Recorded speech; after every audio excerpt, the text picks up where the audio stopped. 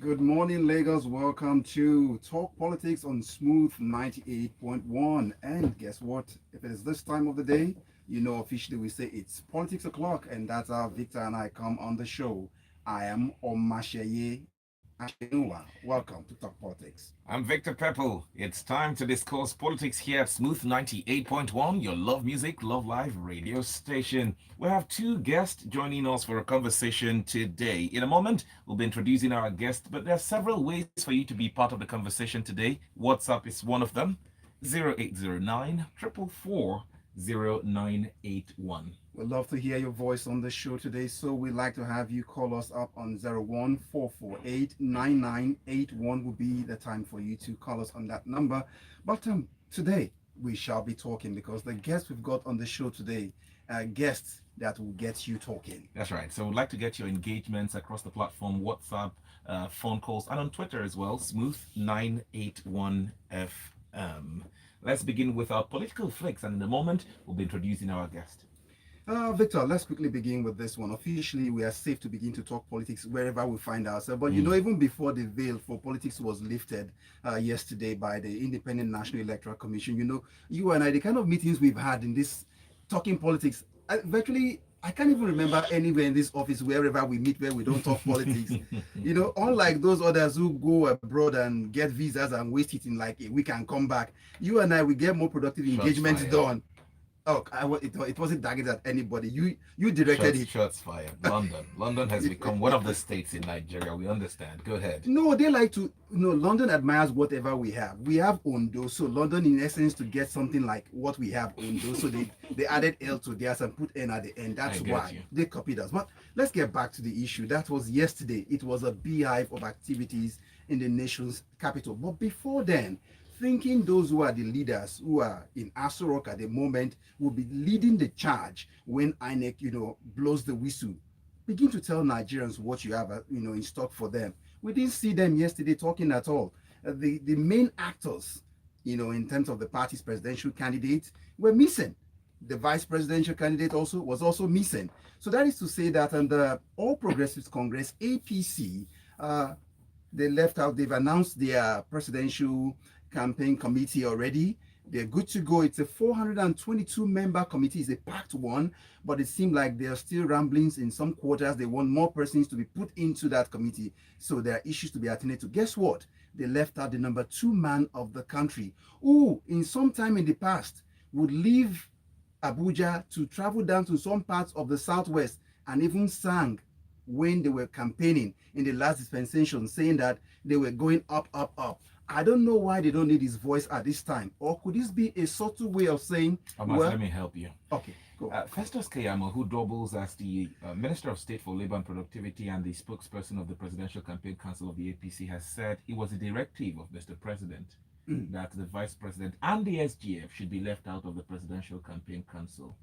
Reason? No other reason given, but if the president does say that the vice president should be left out, no other person argues. They argues, I dare say. So that's Victor, the reason. my friend, Victor, Benny Victor, this is the issue here.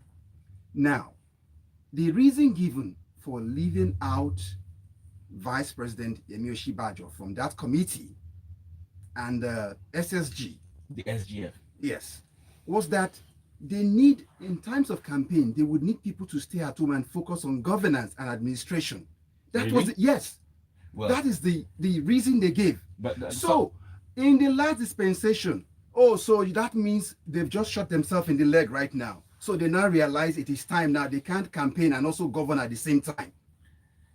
I don't think so, actually. Okay. But I mean, Mr. President has said the VP should stay back because he, Mr. President, is the chairman of the campaign council for the APC. So the VP should stay back. But there were a lot of speculations and permutations on Twitter with regards to his religious beliefs. And also, if you look at the SGF as well, he's of the same faith as the vice president. But let's leave all of that aside. The presidential candidate of the APC is not in the country. Hence, they weren't able to inaugurate their campaign council yesterday ahead of the campaigns. Also, I have it on good authority that the chairman of the APC, Abdullahi Adamu, is supposedly angry with the presidential candidate of the party. He says he's operating solo. He already has his campaign structure and team. However, they're supposed to collapse the structure now that they have a presidential campaign council and work together. However, he seems to be working in isolation. But let's leave it and talk a bit about the PDP and the Labour Party. The International Conference Center apparently was the venue for that one.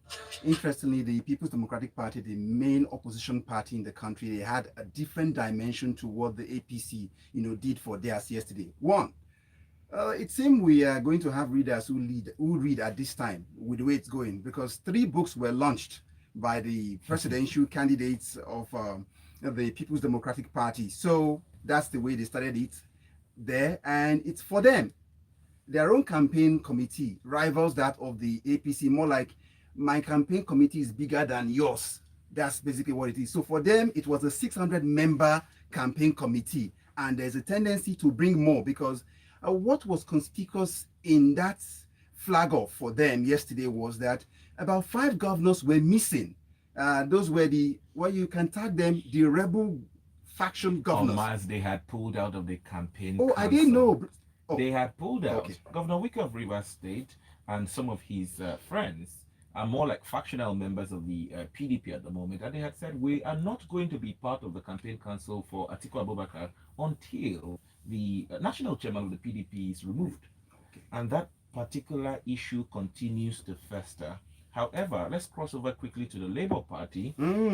I don't think they have also commissioned or inaugurated a presidential campaign council. And what they failed to do in inaugurating a campaign committee, they gained by at least showing that they want to begin to run politically, because What do you mean? All roads led to Jos. Oh yes. So you can see, at least they gave people something to talk about, and they signed that they can do something. In addition, you remember you called me up in the night and you told me where to check on something, because remember the presidential candidate was speaking at a particular TV station. Night, yes. So at least it's different from, at least you didn't give us the main course, but at least there's an attempt to say that, see guys, I want to begin to engage you. He's always been engaging with any media outfit that reaches out to him. But the truth of the matter remains, like, you need a presidential campaign council. I'm not a member of any of these political parties. We wait to see the coming days. Again, there are some people who are Nigerians who are loyal to the cause, to what it seems like a movement. One of them is live in the studio with us to have a conversation in just a moment. We saw the mammoth crowd yesterday in Jos, Plateau State, Nigeria, and some members of the APC have been saying, oh, they paid. Forget the fact that Obi says we know they give shishi. That crowd, the people that came out yesterday, some of them were paid to come out. And I say it's not verifiable. There are no videos or pictures where some of these people were seen paid, perhaps a stipend, to come out in their mammoth crowd, to celebrate with the presidential candidate of the Labour Party. The story goes on and on. Just last week, Saturday, we saw what happened in the nation's capital, Abuja, where, Charlie Boy, the area father, had put out messages to convene young Nigerians, or perhaps Nigerians, who would meet at the Unity Fountain in Abuja. The crowd was just so much. Could we also say that some of those people were paid?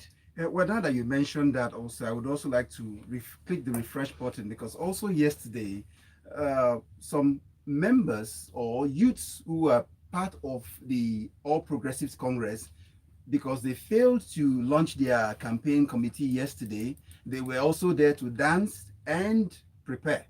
So at least they gave us something to talk about yesterday too. Let's take our first break. We'll do come back. We'll introduce our guest. Stay with us.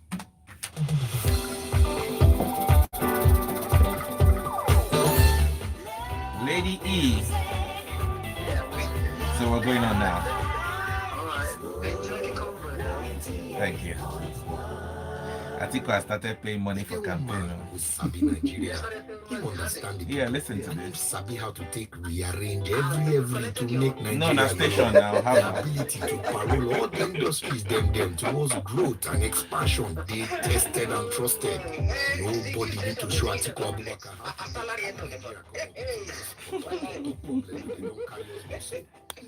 Well done. Atiku na man with sabi. He sabi how to grow business. He sabi how to create job. Atiku Abubakar sabi Nigeria. Sabi our people. Sabi the work join. Atiku for sure.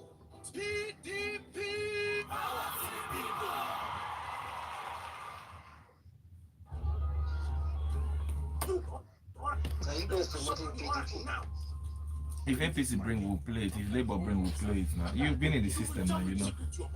But are you saying in this particular context you're not going to roll the same adverts of different people as well? Didn't they? No, MTN is also rolling. This is sponsored hour because it matters in terms of perception. I'll discuss with sales to ensure that they collected 100% surcharge for this one. Yeah, because man. Exactly. We know the inside trick, So we're on in like 20 seconds. All right. Nigeria was being described as the showcase of democracy. So let's establish a simple truth. My society is underdeveloped because of an alien system on our people. Talk politics on Smooth 98.1.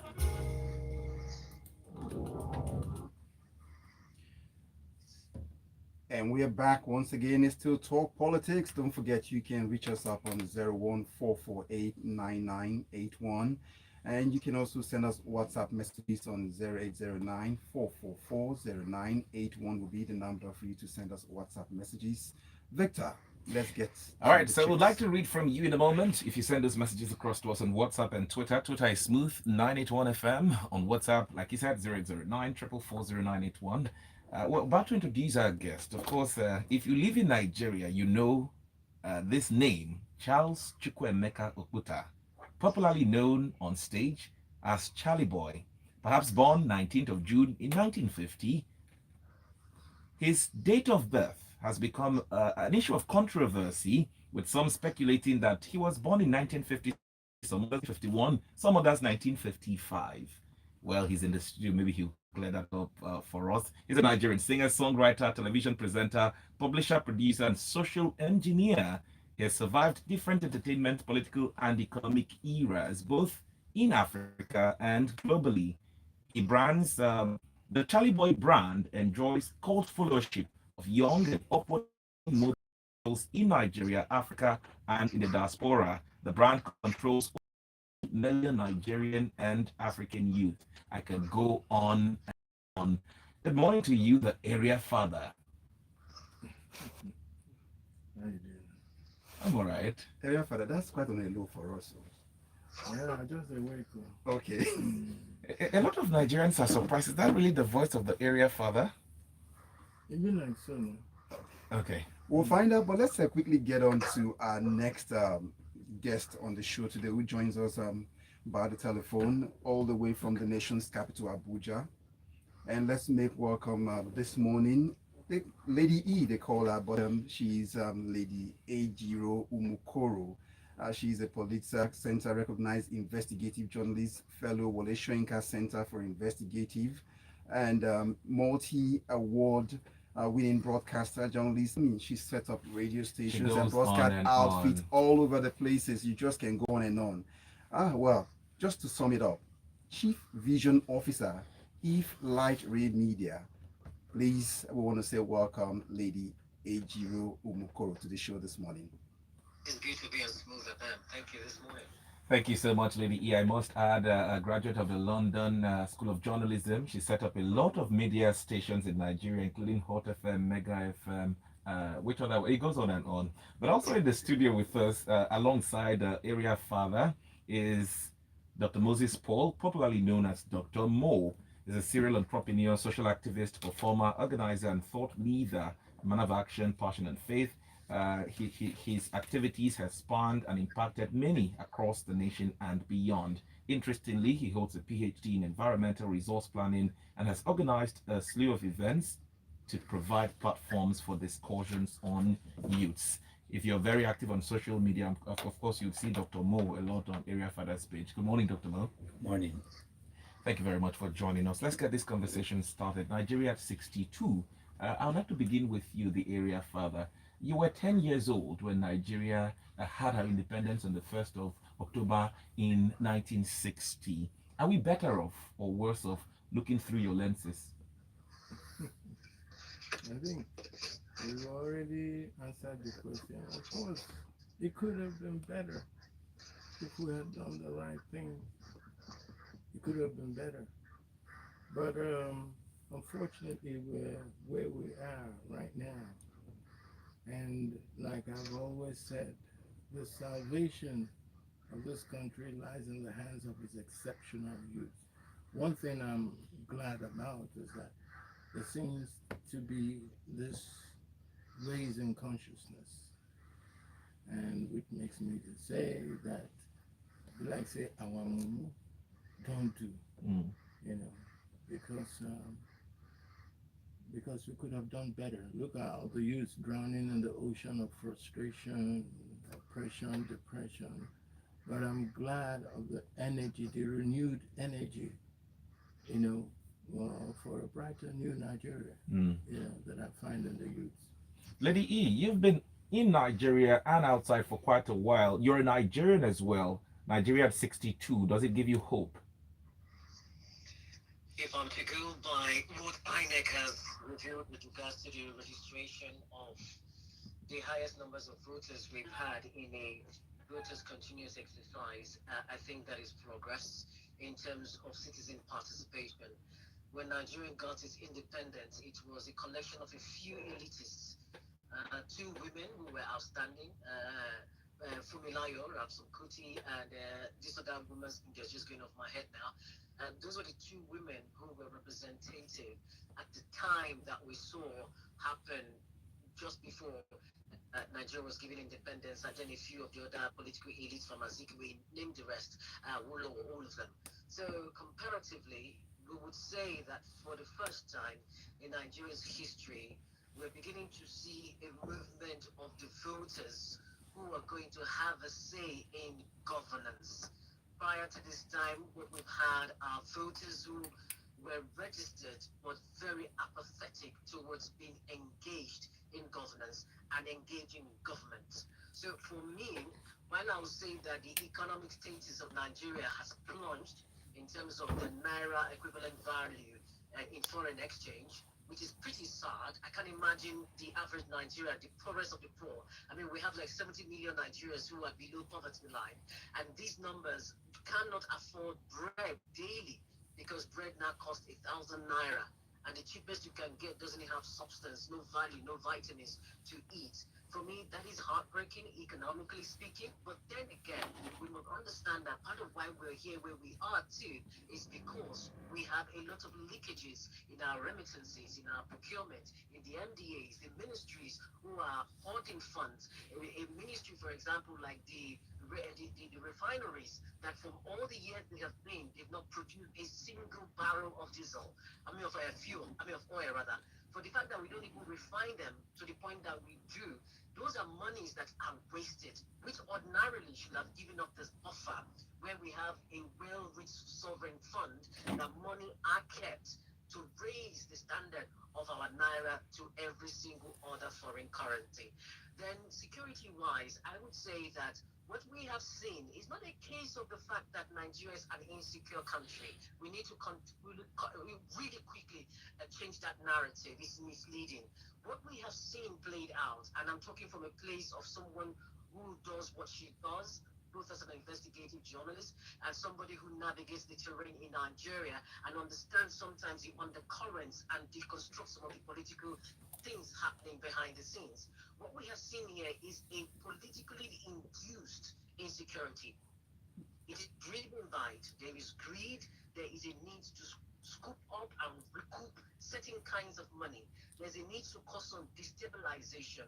Remember, there are predictions made that Nigeria, although the happiest people, are going to destabilize. So let us understand that behind the scenes, there's a political orchestration within and without, just trying to cause some chaos in Nigeria. All right. And I'm still going to give it to Nigerians for the fact that we have stood firmly.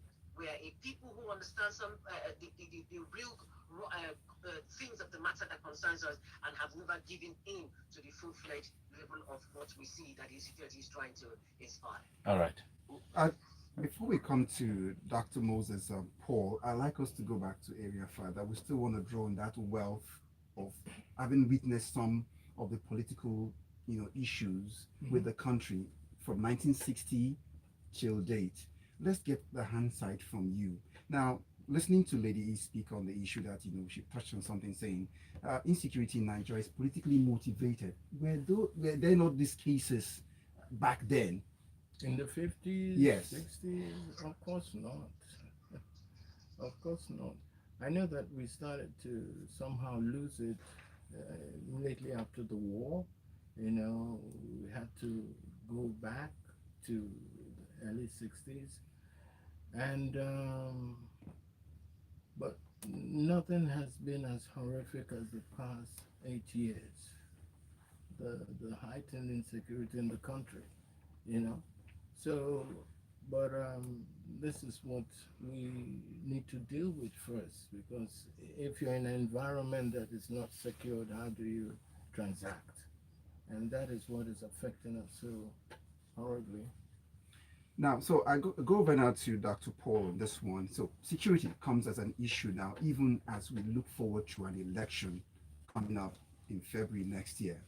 So how crucial will this be in deciding how peaceful it is for Nigerians to pick their leaders?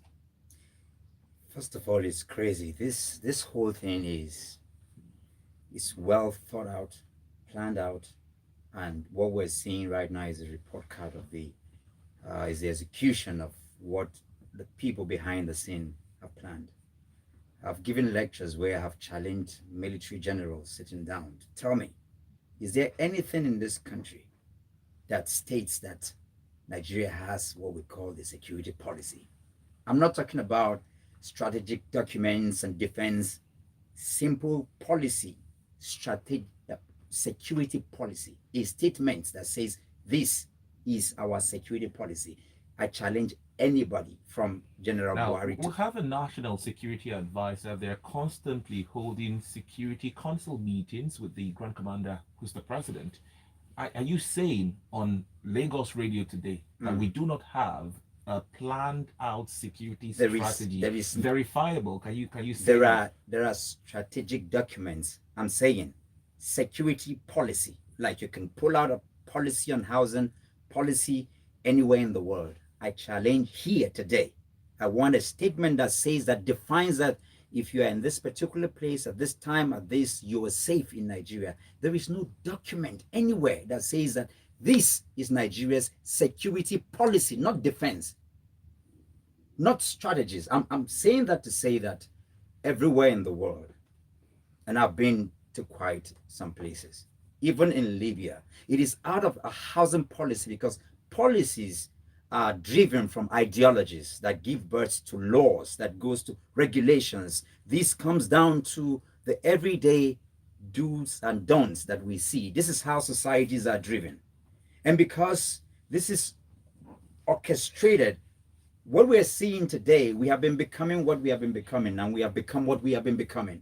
What we see today is just a report card of Nigeria in every facet. And yes, it is because I was raised in the north and I understand the northern terrain. I can tell you there are places where elections are not going to take place, because from Maiduguri to Kaduna, the Kaduna state governor came out a few weeks ago to say that a parallel government had been set by these terrorists. I mean, this is in the news. What that tells you is that people can move from Abuja to Kaduna.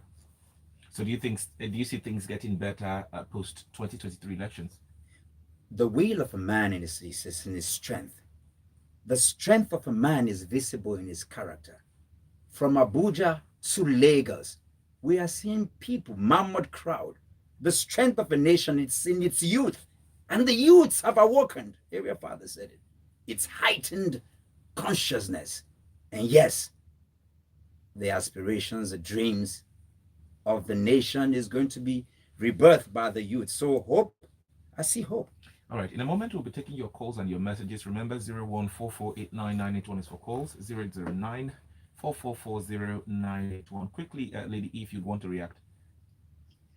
Yes, I agree with the conversation about we've got strategies, we've got defense. No, there's no doubt about that. But One of the things that has been a challenge for us is that we've not defined very strong policies that affect every facet of the Nigerian life, and security is a very important one. And that's why we see a lot of porosity, even though we also know that implementation is also a vein in Nigeria. And like I said before, there's a political motivation of it, there are contractor motivation for this, there are other kinds of greed driving all of this. So what we see here essentially is a lack of political will to make things be done and be done right. And let us remember that when we flip back to the case of Kaduna, what is at play here was a misstep that was taken in a negotiation process that should never have happened in the first place. You do not negotiate with terrorists. That is rule number one.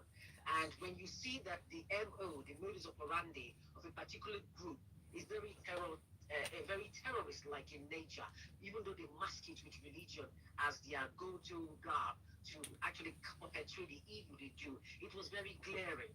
And this just shows to us that as Nigerians, we want to be careful about our intrinsic biases that we have within us, because our biases blinds us to making very good judgments and making very powerful political decisions that can be very strong enough to make a statement. Yes. Thank you. Now, whoever becomes president in Nigeria has a clear-cut problem to face, which is insecurity in the country. Whoever, across the 18 political parties as we go to the polls in 2023, you must first fix the issue of security if we want this country to move forward. But let's take it over to 2023 now and discuss with Area Father. Just last week, Saturday, there was a mega rally in the nation's capital, Abuja.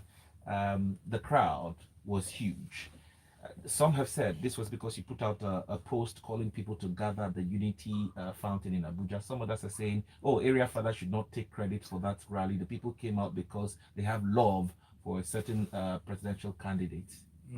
That's for Abuja on one hand. On the other hand, a court here in Lagos has directed the IG, the Inspector General of Police, to ensure that nobody is seen embarking on that rally come October 1 here in Lagos, because they tie this to the NSAS protest of October 2020. That's wrong information. That they should not gather at the Lekki toll gate, but they can pass through the Lekki toll gate.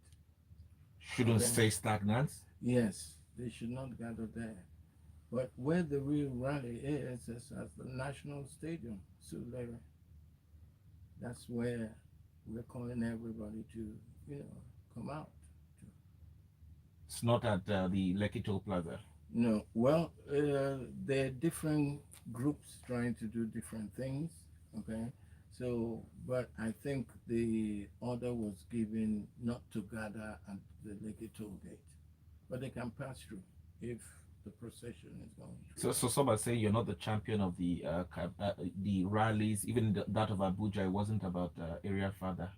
How could it have been about Area Father? It was about good governance, and good citizenship, and what the youths need to do to hijack and retrieve their stolen future come 2023. So that was what it was about. Yeah, really. So I go to Dr.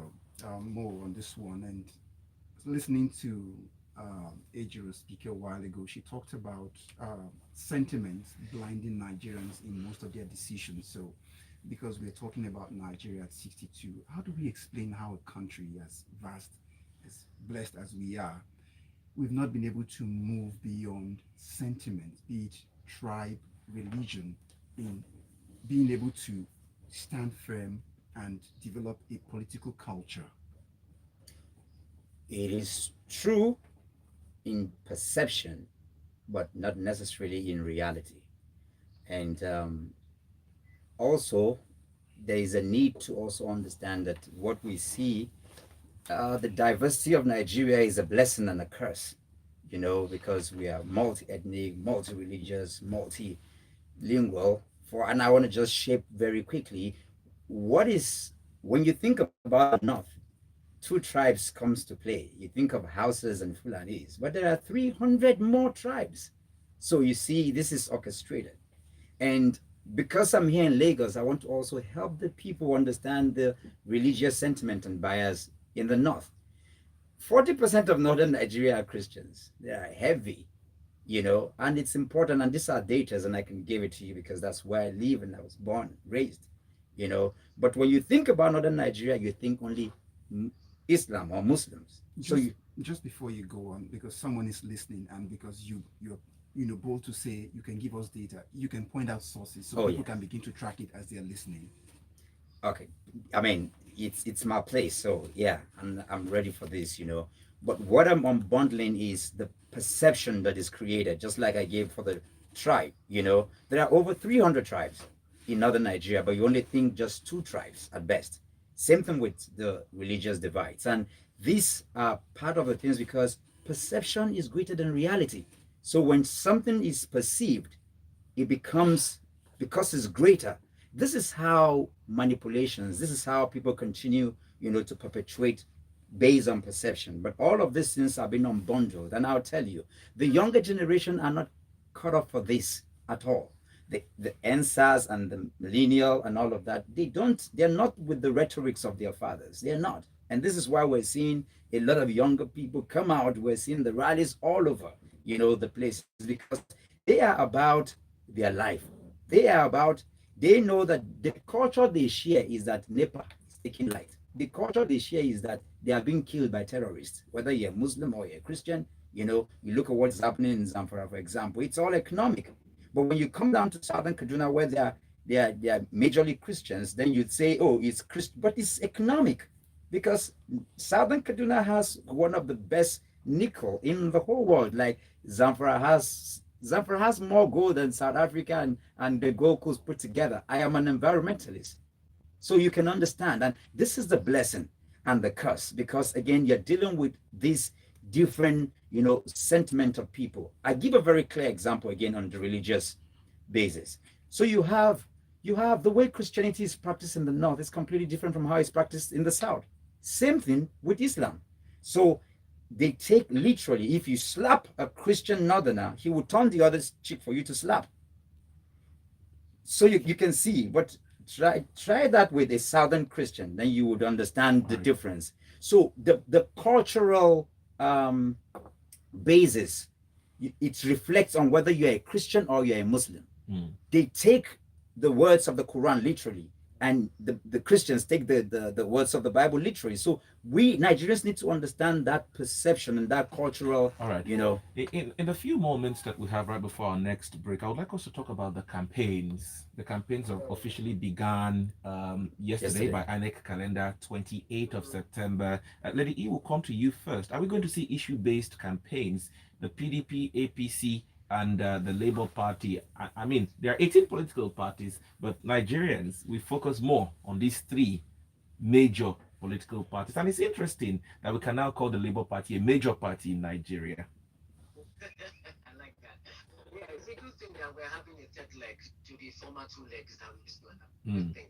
And that just tells us how progressive we can get if the citizens who occupy the office of the citizen understand that they are the number 1 most powerful person in Nigeria, not the executive, not the legislature, not the judiciary. Because when the citizens who occupy the office of the citizen understand that it is their vote that will make anybody become an elected official who sits in the power of control and determining their future in terms of how the standard of living is, the cost of living drops down, that the security is restored, their children go to proper schools and the school fees are not outrageous. All of these kinds of conversation, and even going to the market to buy daily food so that at least 1,000 naira food which you cook food will last you for 3 days. You know what I mean?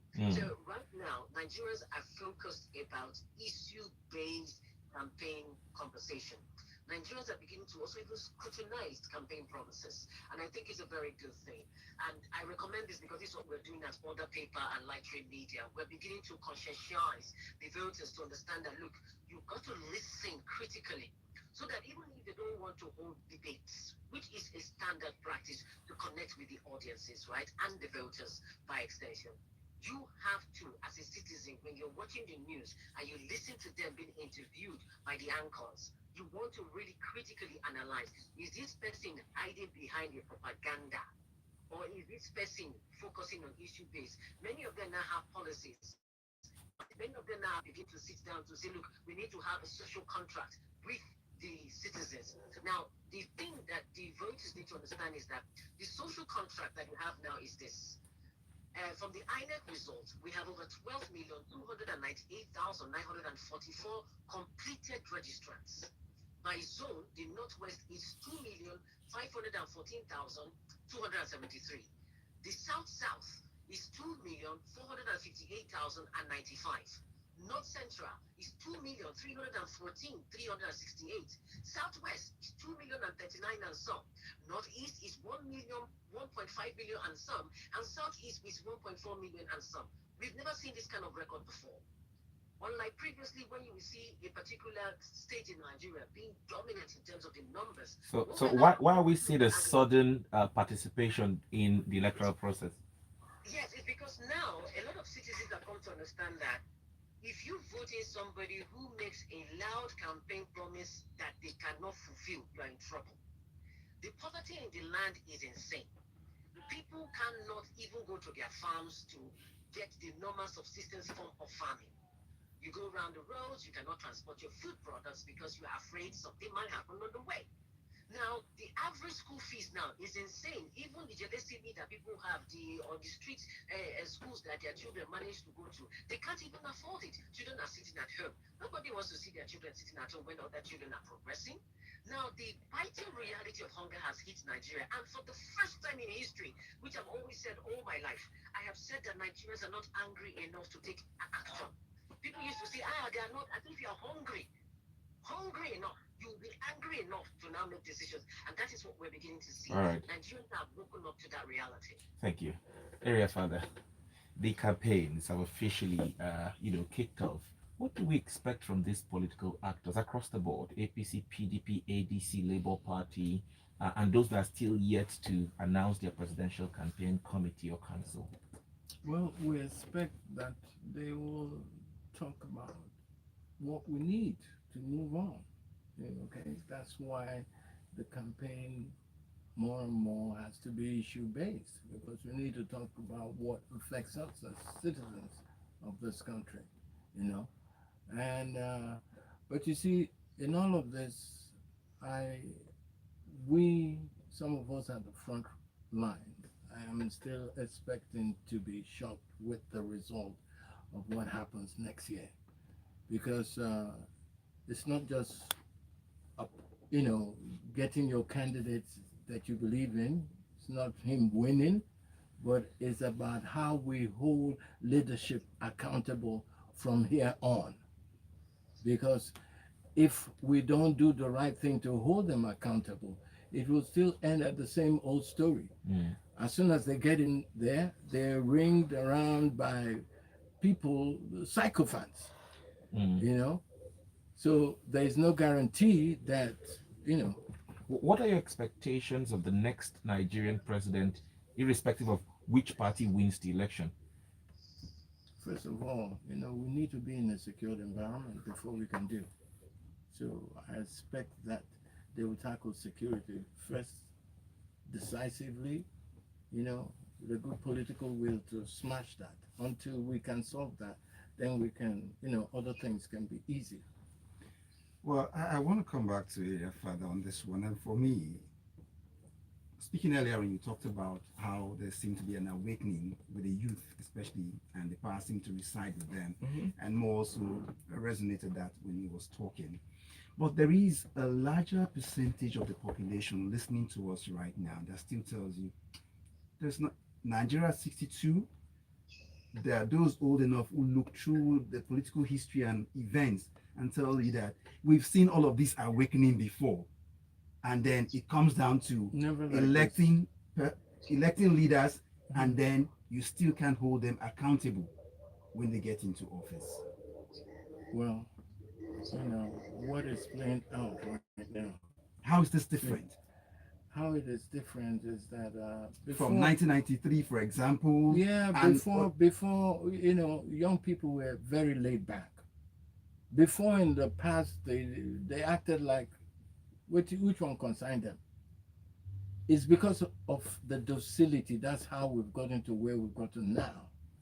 But the card has switched sort of, because for young people now, they know that they can't have a future in a project where they're not seated at the table. There's no future for them. So these are awakening. This tsunami that is going on now is what is desired, and that is to say that our mumu finally don't do. Oh, we are due for a break at this time, but I'll still stay on that mumu concept when we come back. Stay with us, still talk politics. Love life. World-class music. Okay. Oh, sorry.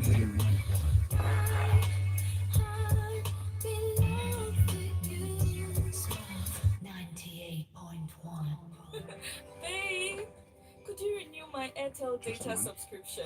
Of course, darling. Anything for Take you. calls after the next question. Then we'll take calls. All and you see is messages need till something wrap for up. babe. We're almost out But of how time flies. and what I see is my wedding day. The important things in life are powered by data. Dial *141# to choose any data plan that works for you. Airtel, the smartphone network. Nigeria was being described as the showcase of democracy. So let's establish a simple truth. My society is underdeveloping because of an alien system on our people. Talk politics on Smooth 98.1.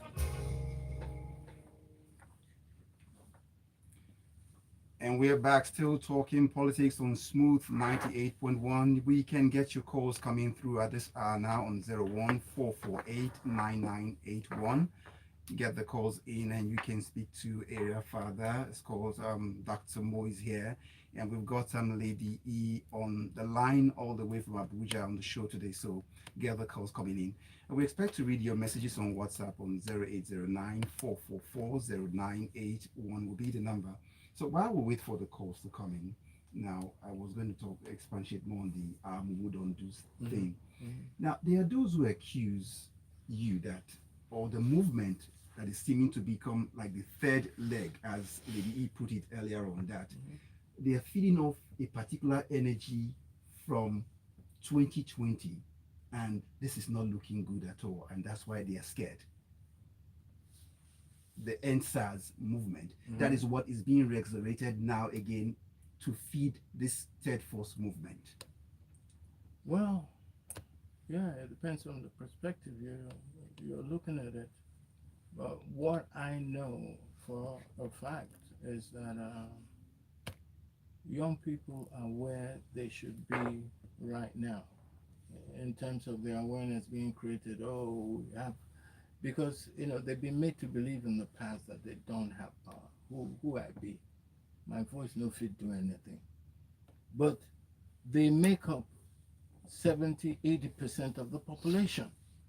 So if we have just 3%, if we're a country of 250 million and only 3% they step on our neck, they cause all this porto and this inconveniences to the citizen. If out of that only 0.003% now the people where they make up where they inconveniences for this land, then me, the way they take analyze them there, 0.001%, yeah?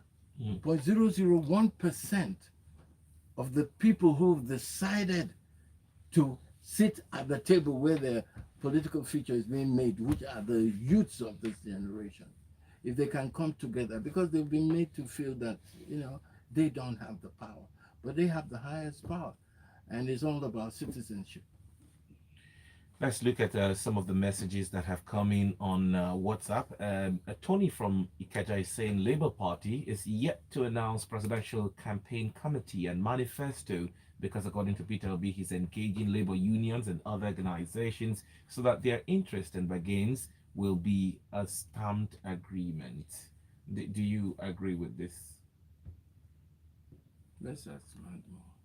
Yeah, I mean, it's because why is the Labour Party yet to even have a presidential campaign committee or a manifesto out there? It does, because I know, and Mr. Peter Obi was on Arise yesterday night, and he said it's 95% ready, and in the next few hours, it's going to be out there. And people don't know, when you talk about the Labour Party, it's actually the biggest party in the country structurally, because the NUC, the 2 years, they're available in the 774 local government. It's just that activation button. And that's what is going on right now. So are you telling us that the trade union and the labor unions across Nigeria are automatically on the platform of the Labour Party? It is what it is. That's the structure. As a follow-up to that, how aligned are politicians you see in Nigeria's political space to manifestos of a party? That do they really respect manifestos and ideologies of parties, or is just exigencies for them to get to power? This is a good question, and I want to tie it also to a message that the young people need to also get, because you see that recurrent statement somewhere. I said before that Nigeria is like a place where the best never really happen and the worst never really happen, so we live in this limbo. And that's why you see people talking about the fact that we've seen this before, even though it's growing in magnitude, because the political parties we have are not ideological, so it's important. And there are, sitting here in this room, are generational. Even looking at the people here, your father is in the generation. What he's seeing right now didn't play out in his generation in terms of the mass. My generation grew under what we call the military era, so they get fear. Okay, the ancestors generation is what you call the freedom generation, but it's important the generation coming after them, because it's not enough to gather and talk. There is need for us to build around the ideology of discipline, of integrity, of consistency. Yeah. All right. We're almost out of time, but we need to take some messages and then your closing thoughts. Let's see what Adeleye, all the way from Festac Extension here, says. I'm totally disappointed in the evil political and economic conspiracy by corrupt politicians and dishonest public office holders in Nigeria, with their foreign accomplices in developed nations who help them hide our public funds, which they steal daily. And that's what he has to say to our discussions. And that also brings ideology parties, if they're not just a vehicle to just get to where they're going and then they are done. 4 years, they're back again. We're in the evolution. We're not there yet. That's the reality. All right. We're going to take just 30 seconds from, our guest before we go. Lady E, will begin with you. In wrapping up, all right? So wrap up for us, your closing thoughts. Enough to feel angry and disappointed at the politicians. What does that even mean? Translate it into action. And one of the things you can do is just let me explain to them in the manner they understand. The moment you go out to vote, what happens is this. INEC gets your date. INEC gets your signature that you were there. And when the time comes for you to remove any non-performing legislator at the national level or at the state, you as well can gather every one of your friends, all the people that came around on that day. A certain amount of signatures are required to remove a non-performing politically appointed or elected person. And how do you do this? When you're able to go out that day, carry your voter's backpack.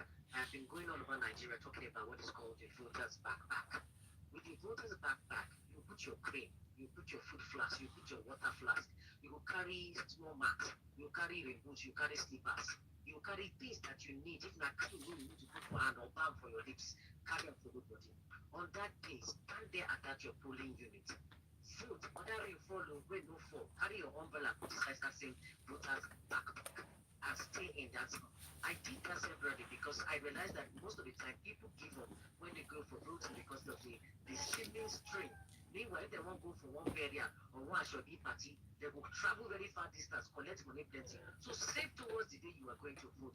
Do not come and give the excuse and say they cannot be held accountable. All right. The way you hold them accountable is this. You remove them from office if they are not performing before their 4 years is over. Even while they're in office, you will petition. Even while they're still in office, if the petition no go, you will raise up a rally. With a rally, you will call an attention to that issue. So get to the point to understand that for Nigeria to work, you have to take the action that will create the solution that you seek for. Thank you very much, Lady E. 30 seconds, Dr. Mo. we need to get to the point to understand that Nigeria is still a very young country. We're very, very young as a country. As an individual, yes, can be an old person, but as a country, Nigeria is very young. At 62? Yes, it's still a very young country, comparably, and that we are growing. And my message out there is, regardless of who becomes Nigeria's president, Nigeria is already changed. The narrative has changed. Nigerians are waking up. We should not let apathy step in. We must be resolved to continue to sharpen that resolve, because one day the kinds of people we want will get into leadership, and when that happens, the change we finally need will be there. Area for that close for us. Yes. Before I used to wonder whether I'll see this change in my lifetime before I grow, but I'm very happy. Nothing gladdens a father's heart knowing that the children he's leaving behind are capable and able to take charge and take care. And like I've always said, the salvation of this country lies in the hands of its exceptional people. Not be Mumu people, it's exceptional people. And I've been privileged to meet quite a lot of them in my lifetime. So I've always believed that there will come a time, and the time is now, the time is here. We must thank you very much, Area Father Charlie Boy, for being a part of the conversation today. We must also thank you, the exceptional Lady E, all the way from Abuja. Thank you for being a part of the show. Thank you for having me. And Dr. Moore, son to Charles Kuta, Charlie Boy, thank you so much for also being a part of the conversation today. And for Victor, I want to say, I've been thinking about, instead of talking politics anyway, why when, what's it called? Boris Johnson spoke Spanish when he was going to say his when he was talking to the parliament, when he said hasta la vista, baby. So see you later, Victor. Thank you, Lagos, for being part of the show today. I am Omasheye Ashinoa. My name is Victor Pepple. Let's do this again next week, Thursday at 11 o'clock. Get your PVC. For those who have registered, if you can collect, go and pick it up so you use it next year. Nigeria will be great again. Enjoy the rest of your day.